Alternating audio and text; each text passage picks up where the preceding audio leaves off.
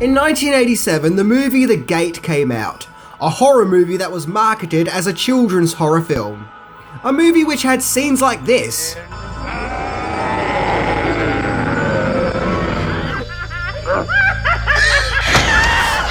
Yep, that's right, coming out in a day and age where PG-13 took no prisoners and was balls to the wall with its gore factor.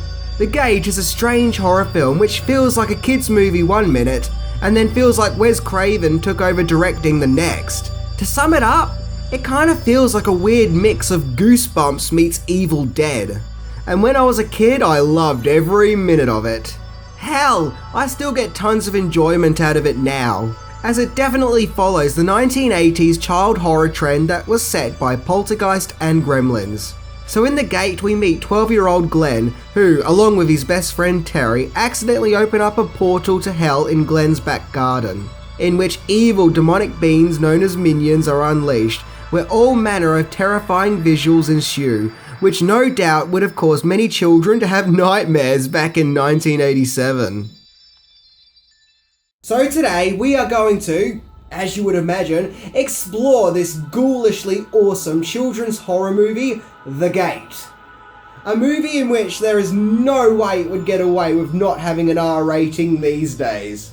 So let's not beat around the bush, and let's get our hands dirty with creepy demon slime and check out 10 things that you may not know about The Gate.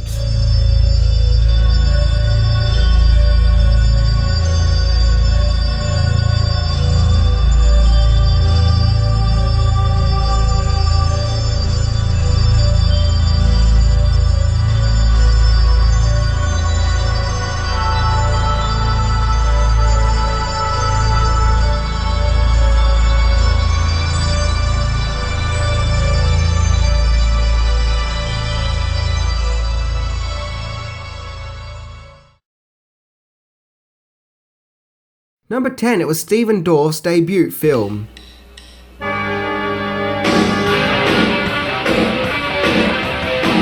Stephen Dorff has had a fairly successful career in the entertainment business, starring in many hits such as The Power of One, Backbeat, Blade, and Public Enemies, to name but just a few of his achievements. However, it was The Gate that launched his acting career, where a pint-sized Stephen Dorff armed with his Elliot from E.T. hairdo was introduced to the world of cinema, and it took off from there, and his career has been going on strong ever since. Number 9. The director went on to have a career in television.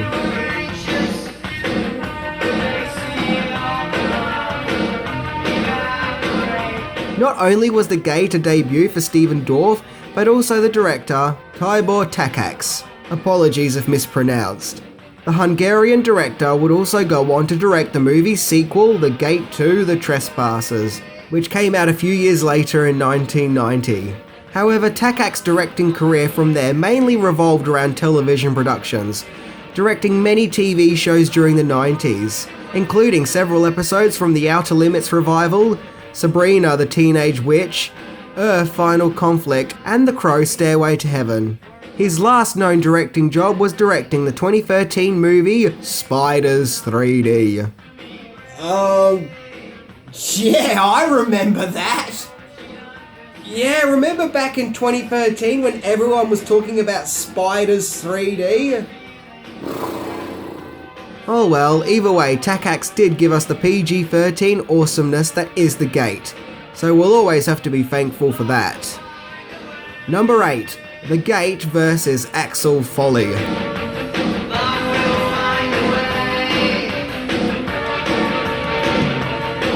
The Gate was released on May 15th, 1987, and actually performed quite well.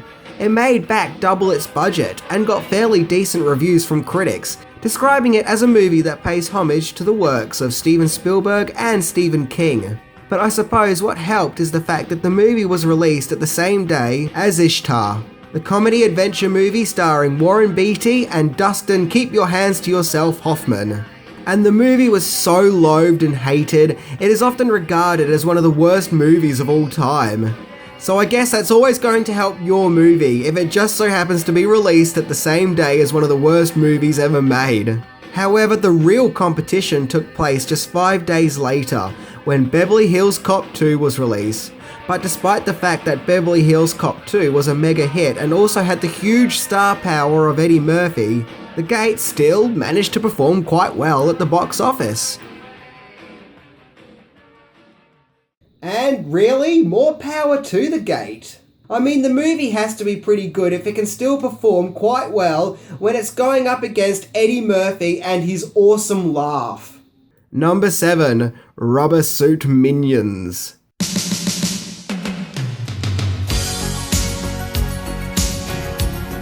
In The Gate, we learn of the hideous monsters, the Minions. Nope, not those Minions, these guys.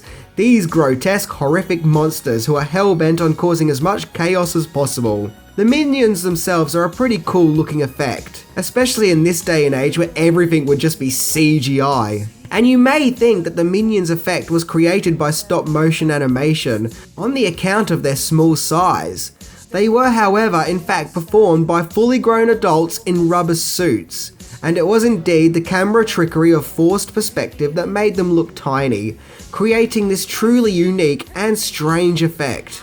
Because, once again, this was a time when special effects revolved around creative ideas rather than computer graphics. So yes, when they made this scene, there would have been a heap of grown-ass adults running around pretending to be monsters. I don't know why, but that just really amuses me. Number 6. The Sacrifice is Real.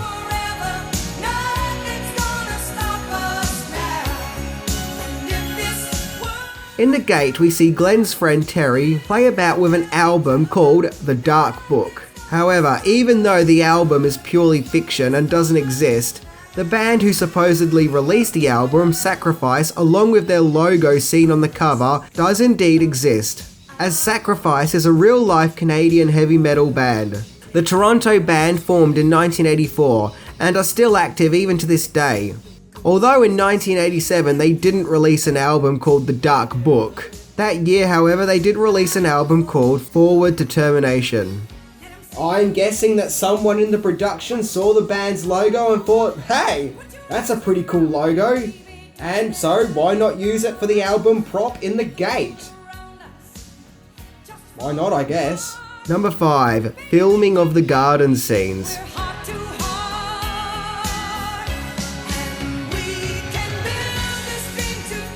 As hard as it may be to believe, but many of the back garden scenes in The Gate were actually filmed on a soundstage, which I honestly find astonishing, as I've always thought that they were filmed in someone's garden somewhere. I never for 1 minute thought that the footage I was watching was actually filmed on a soundstage.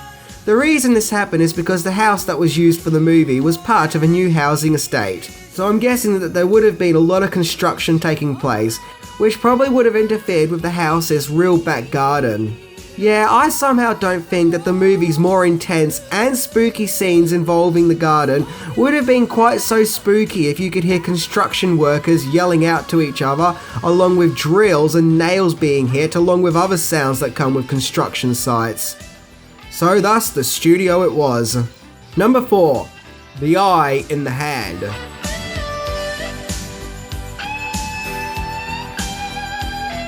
One of the most standout visuals in The Gate is when the character Glen faces off against a giant demon in his home, where the demon pats him on the head, which naturally causes Glen to grow an eye in his hand. Of course! However, the hand that was used for the shot was not that of a 12-year-old Stephen Dorff, but was in fact a fully grown stuntman's hand. Which, once you know this, I think it becomes obvious that this isn't a kid's hand, but the hand that belongs to a fully grown adult. Still, I don't care if it's a stunt hand or not. That scene where Glen stabs the eye in his hand with a sharp piece of glass still gives me the shivers. Ugh. Number 3. The original script.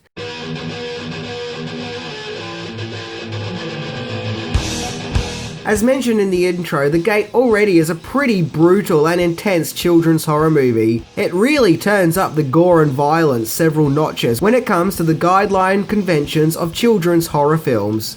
However, believe it or not, but the original script was actually even darker. Yep, the original vision of The Gate was more brutal than the one we got. There was even scenes where the demons would drag neighbours out of their homes and murder them in the street as they begin to take over the whole town.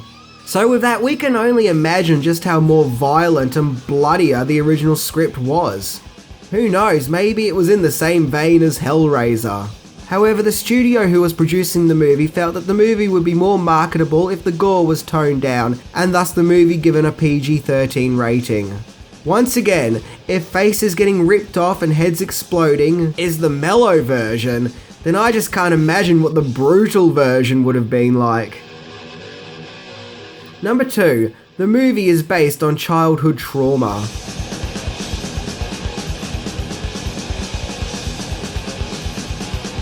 The movie was written by Michael Nankin, who would go on to work on TV shows such as Chicago Hope, Life Goes On, American Gothic, and Raw. However, it was while he was in the process of going through a divorce that Nankin penned the script for The Gate, and he based much of the script on nasty thoughts that he used to have as a child. So basically, when we see horrific things happening in the movie, we are most probably seeing Nankin's real-life childhood nightmares. Man, that guy must have had some fucked up dreams. So at least Nankin was able to take the terror and negativity from his childhood and turn it into something creative. But damn, seriously, that poor guy must have had some seriously disturbing thoughts when he was a child. Number 1. The Casting of Glen.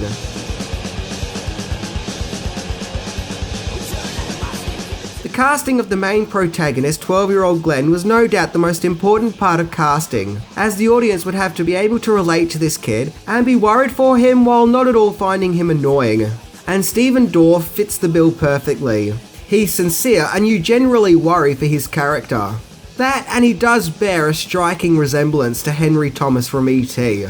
However, before a young Dorff landed the role, an actor who was considered for the part was Joshua John Miller, aka the weird vampire kid from Near Dark and the annoying little brother from Teen Witch. Miller obviously didn't end up getting the role, and these days he now seems to be a writer. And more power to him. And as we all know, Dorff was cast in the role of Glen, and the gate was opened from there. So that concludes my look into The Gate. The movie that proves that the 1980s did it better when it comes to PG-13. And actually has balls. Unlike recent years where it feels like PG-13 has been muted.